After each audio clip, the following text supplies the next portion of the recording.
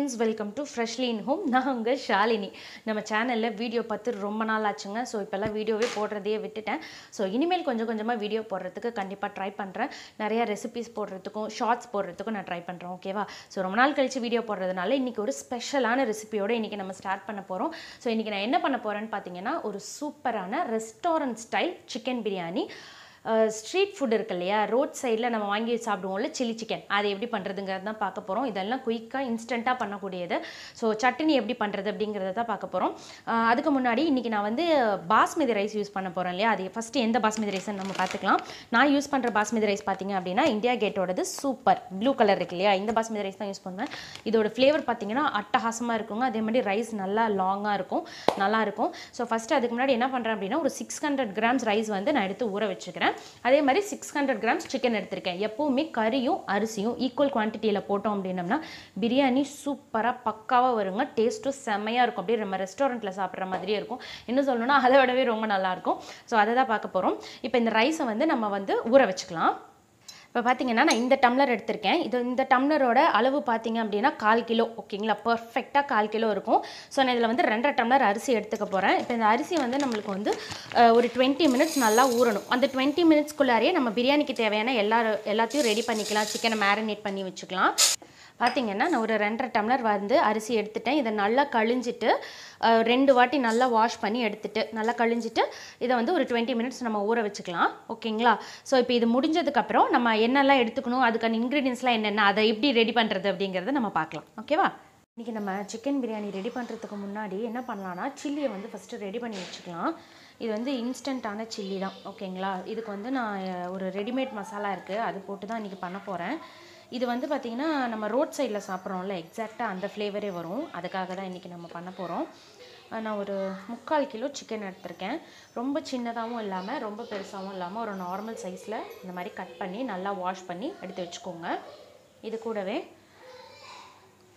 2 table spoon ginger garlic paste சேர்த்துக்கோங்க. இது பார்த்திங்கன்னா நம்ம ரோட் சைடில் சிக்கன் சில்லி சாப்பிடுவோம்ல, அதே மாதிரி இருக்குங்க. இது கூட பார்த்திங்கன்னா கொஞ்சமாக பட்டை, கிராம்பு, ஏலக்காய் பொடி, இதை நான் வந்து வீட்டில் அரைச்சி வச்சுருக்கேன். உங்களுக்கு இதோட இன்க்ரீடியன்ட்ஸ் வேணும் அப்படின்னா எனக்கு கமெண்ட் பண்ணுங்கள், நான் உங்களுக்கு சொல்கிறேன். இது கூடவே நான் வாங்கி வச்சுருக்கேன் அந்த இன்ஸ்டன்ட் சில்லி பவுடர், ஒரு 4 டேபிள் ஸ்பூன் போட்டுக்கிறேன். இது பார்த்திங்கன்னா சூப்பராக இருக்கும், நல்லா கிறிஸ்பியாக இருக்கும், நல்லா டேஸ்ட்டாக வரும். ஸோ ஒரு 5 ஸ்பூன் வந்து நான் அந்த சில்லி பவுடர் போட்டுக்கிட்டேன். ஆல்ரெடி இதுலேயே உப்பு இருக்கும். நான் வந்து இன்னும் கொஞ்சம் இந்த சிக்கனுக்குள்ளேயே இந்த இஞ்சி பூண்டு இதுக்கெல்லாம் வந்து லைட்டாக படுறதுக்கு ஒரு 1/2 டீஸ்பூன் இல்லை ஒரு 3/4 டேபிள் ஸ்பூன் வந்து நம்ம போட்டுட்டு இதிலே மிக்ஸ் பண்ணிக்கலாம். நம்மளுக்கு சிக்கனில் இருக்க தண்ணியே போதும், நீங்கள் தண்ணி வந்து சேர்த்த வேணாம். இது கொஞ்சம் நல்லா பிசு பிசுன்னு இருந்ததுனா தான் நல்லா கிறிஸ்பியாக இது நல்லா கோட்டாகி வரும். நம்ம பிரியாணி செய்கிற வரைக்கும் இதை நம்ம மேரினேட் பண்ணி எடுத்து வச்சா போதும். இது ரொம்ப நேரம் ஊறணும்னு இல்லை, சிக்கனில் இருக்க தண்ணியே போதும். ஸோ இப்போ இதை நல்லா நான் மிக்ஸ் பண்ணி எடுத்துக்கிறேன். இப்போ பாருங்கள், நல்லா சூப்பராக நான் மிக்ஸ் பண்ணிட்டேன், நல்லாயிருக்கும். நான் கொஞ்சம் கூட தண்ணியே சேர்த்தலைங்க, முட்டை கூட சேர்த்தலை, நல்லாயிருக்கும். இப்படியே மிக்ஸ் பண்ணி எடுத்து வச்சுக்கலாம். அப்படியே ரோட் சைடில் சாப்பிட்ற சில்லியே தாங்க, சூப்பராக இருக்கும். அவ்வளோதான். இங்கே பாருங்கள், நான் தண்ணி சேர்த்தாமல் இந்த மாதிரி கன்சிஸ்டன்சிலே இருந்தால் தான் சிக்கன் மேலே அந்த மசாலா நல்லா கோட்டாகி கிறிஸ்பாக வரும். ஸோ நம்ம பிரியாணிக்கு தேவையானதை ரெடி பண்ணுற வரைக்கும் இதை நல்லா ஊறட்டும். ஃப்ரெண்ட்ஸ், இங்கே பாருங்கள், இப்போ நம்ம வந்து சில்லி சிக்கனும் பெரட்டி வச்சாச்சு, அரிசியும் ஊற வச்சாச்சு. இப்போ அதுக்குள்ளாரையே நம்ம பிரியாணிக்கு தேவையான ஹோல் ஸ்பைசஸ்ஸு, வெங்காயம், அப்புறம் இதை நம்ம பெரட்டி வச்சோம் இல்லையா சில்லி சிக்கன், அதுக்கப்புறம் சிக்கனை வாஷ் பண்ணி வச்சுருக்கேன், கொத்தமல்லி, புதினா, தக்காளி, தயிர், பச்சை மிளகாய், அதுக்கப்புறம் மசாலா டப்பா. இதுதான் பார்த்திங்கன்னா என்னோடய மசாலா டப்பா. ஸோ இது இப்படியே எடுத்து வச்சுக்கிட்டேன்னா நம்ம என்ன செய்யும் போதும் அப்படியே நான் யூஸ் பண்ணிப்பேன். இதில் என்னென்ன இருக்குதுன்னு நான் உங்களுக்கு சொல்லிடுறேன். இது வந்து மஞ்சத்தூள், இது வந்து சீரகத்தூள், இது வந்து கறி மசாலா தூள், இது வந்து சோம்புத்தூள், இது வந்து மிளகாத்தூள், இது வந்து மல்லித்தூள், இது வந்து நம்ம சில்லி சிக்கனுக்கு போடும்போது சொன்னேன் இல்லையா பட்டை, கிராம்பு தூள், அது. ஸோ இதை அப்படியே எடுத்து வச்சுக்கிட்டேன்னா நான் என்ன செய்யும் போதும் எனக்கு வந்து இது ரொம்ப யூஸ்ஃபுல்லாக இருக்கும். ஸோ இது என்னோட 5.5 டப்பா. இப்போ பார்த்தீங்கன்னா நம்மளோட ப்ரிப்ரேஷன் எல்லாம் சூப்பராக ரெடி ஆகிடுச்சு. அதே மாதிரி நம்ம ரைஸும் ஊற வச்சுருக்கோம். ஸோ இப்போ நம்ம வந்து கடாய் வச்சு இதை நல்லா நம்ம ஹீட் பண்ணியிருக்கோம். இப்போ பிரியாணி எப்படி பண்ணுறதுங்கிறத நம்ம பார்த்துக்கலாம். இப்போ கடாய் நல்லா ஹீட் ஆனதுக்கப்புறம் இதில் ஒரு 50 ml கடலெண்ணெயும் 2 டேபிள் ஸ்பூன் நெய்யும் சேர்த்துக்கோங்க. ரெண்டுமே நல்லா ஹீட் ஆனதுக்கப்புறமேட்டு ஹோல் ஸ்பைசஸ் எல்லாம் சேர்த்துக்கலாம். பிரியாணி இலை, பட்டை, கிராம்பு, ஏலக்காய், அன்னாசி மொக்கு, கல்பாசி இது எல்லாத்தையும் அந்த சூடான எண்ணெய் நெய்யில் சேர்த்துக்கிட்டு நல்லா பொரிஞ்சு வரணும். இது நல்லா பொரிஞ்சு வரும்போது 2 பெரிய வெங்காயத்தை நல்லா நீல வாக்கில் கட் பண்ணி எடுத்து வச்சுருக்கேன். அதையும் இது கூட சேர்த்துருங்க. சேர்த்துட்டு லைட்டாக வதக்கி விட்டுட்டு வெங்காயம் வதங்கிறதுக்காக நான் இது கூட கொஞ்சம் கல்லுப்பையும் சேர்த்துக்கிறேன். வெங்காயம் பார்த்திங்கன்னா நல்ல கோல்டன் ப்ரௌன் கலரில் ஃப்ரை ஆகி வரணும். அப்போ தான் வந்து பிரியாணி ரொம்ப டேஸ்ட்டாக இருக்கும். நம்ம ஹைதராபாத் பிரியாணிக்கு ஆனியன் ஃப்ரை பண்ணுவோம் இல்லையா, ஸோ அந்த ஸ்டேஜில் இருக்கணும். பட் கரிஞ்சு போயிடக்கூடாது. இந்த ஸ்டேஜில் வதங்கினதுக்கப்புறம் நான் ஒரு 2.5 டேபிள் ஸ்பூன் இஞ்சி பூண்டு பேஸ்ட்டு சேர்த்திக்கிறேன். இந்த பேஸ்ட்டு சேர்த்துனதுக்கப்புறம் ஆனியன் ஃப்ரை ஆகிற ப்ராசஸ் வந்து ஸ்டாப் ஆயிரும். ஓகேங்களா? இஞ்சி பூண்டோட பச்சை வாசனை போனதுக்கப்புறமேல்ட்டு நான் மீடியம் சைஸ் தக்காளி ஒரு 3 தக்காளியை நல்லா ஃபைனாக சாப் பண்ணி எடுத்து வச்சுருக்கேன். ஸோ அதையும் இதோட சேர்த்துக்கலாம். தக்காளியை சேர்த்ததுக்கப்புறம் கூடவே ஒரு 4 பச்சை மிளகாயும் சேர்த்துக்கோங்க. தக்காளி நல்லா மேஷியாகி வதங்கி வரணும். ஓகேங்களா? அப்போ தான் வந்து பிரியாணி சாப்பிடும்போது அந்த ஃப்ளேவர் வந்து செமையாக நம்மளுக்கு எடுத்து கொடுக்கும்.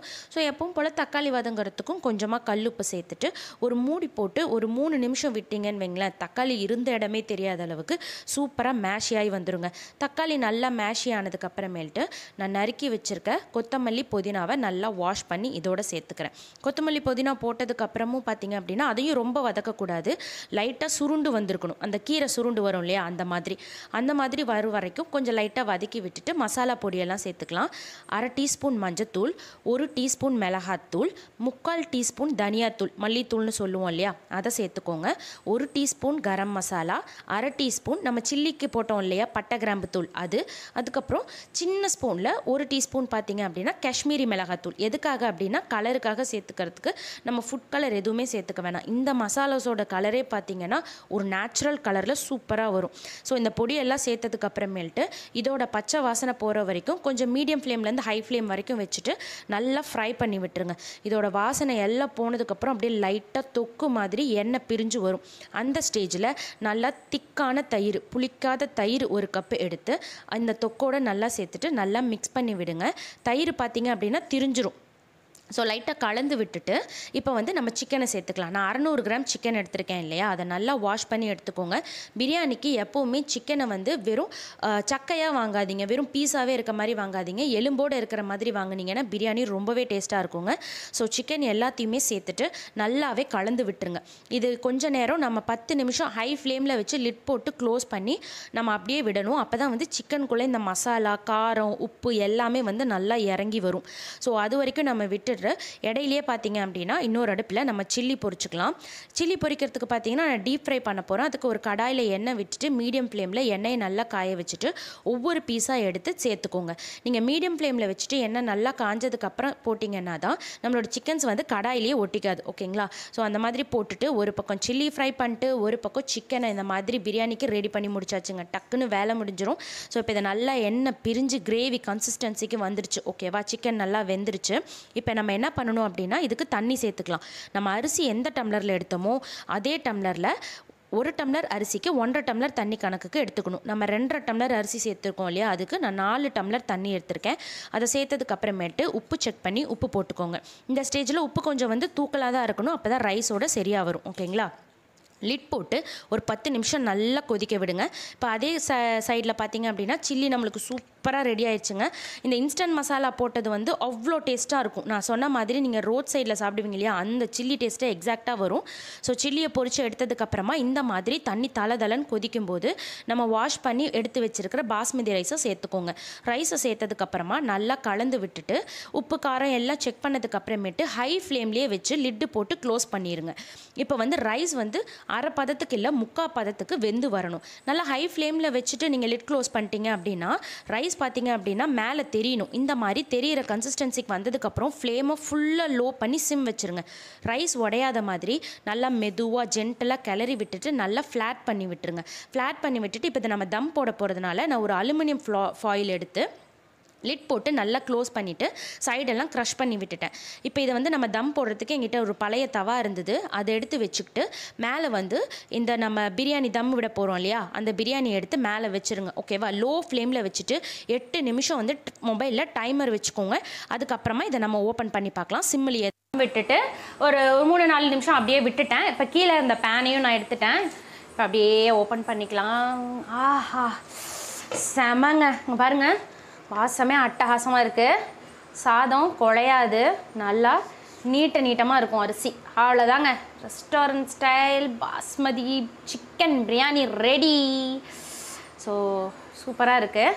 ஸோ இது வந்து ரொம்ப மிக்ஸ் பண்ணக்கூடாது, அப்படியே விட்டுடுங்க, செமையாக இருக்கும். ஸோ இப்போ அதை நம்ம ஹாட்டாக நம்ம ப்ரிப்பேர் பண்ணி வச்சுருக்கிறது கூட எல்லாம் ரெடி பண்ணிக்கலாம். பாருங்க, நம்மளோட இன்றைக்கி சூப்பரான லஞ்ச் மெனு அட்டகாசமாக ரெடி ஆயிடுச்சுங்க. சூப்பரான கிறிஸ்பியான சில்லி சிக்கன், நம்மளோட பாஸ்மதி ரைஸ் சிக்கன் பிரியாணி, அதுக்கப்புறம் ஆனியன் ரைத்தா. இன்றைக்கி இதோட ஸ்பெஷல் என்னென்னா, இன்றைக்கி சனா சாந்தினியோட 2 ஃப்ரெண்ட்ஸ், இன்றைக்கி அவங்க தான் நம்மளோட ஸ்பெஷல் கெஸ்ட். ஸோ இதை டேஸ்ட் பண்ணிவிட்டு அவங்க தான் இன்றைக்கி எப்படி இருக்குன்னு சொல்ல போகிறாங்க. வாங்க போகலாம். ஹாய் ஃப்ரெண்ட்ஸ், நான் சனா பேசுகிறேன். இன்றைக்கி என் ஃப்ரெண்ட்ஸ் வந்தனால எங்கள் அம்மா வந்து சிக்கன் பிரியாணி சிக்கன் 65 செஞ்சுருந்தாங்க. சிக்கன் 65 ரொம்ப மொறு சூப்பராக இருந்தது. சிக்கன் பிரியாணி அட்டகாசம் சூப்பருங்க. நானும் என் ஃப்ரெண்ட்ஸ் வந்து ரொம்ப என்ஜாய் பண்ணி சாப்பிட்டோம். இதே மெத்தடை நீங்களும் ட்ரை பண்ணி கமெண்ட் பண்ணுங்கள். இந்த மாதிரி நிறைய வீடியோ பார்க்கணுன்னா நம்ம சேனலை சப்ஸ்கிரைப் பண்ணிட்டு லைக் பண்ணுங்கள், ஷேர் பண்ணுங்கள், கமெண்ட் பண்ணுங்கள். இதெல்லாம் மறக்காமல் பண்ணிடுங்க. அடுத்த வீடியோ சந்திக்கலாம். டாட்டா பாய்.